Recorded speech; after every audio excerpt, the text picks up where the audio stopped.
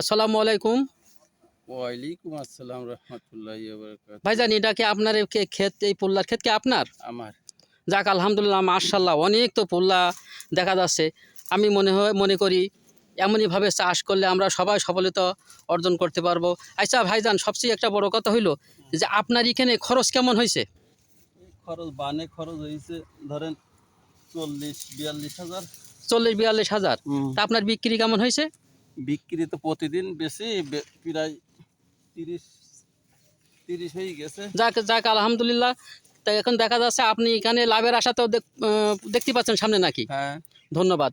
আমরা প্রত্যেক চাষিকে আমরা বলবো, আপনারা এমন পদ্ধতি, বিভিন্ন সুন্দর পদ্ধতিতে চাষ করেন এবং আমাদেরকে কৃষি ক্ষেত উজ্জ্বল করুন এবং ভবিষ্যতে যেন আমরা সবাই এভাবে চাষ করতে পারি, সেদিকে আমরা লক্ষ্য রাখি।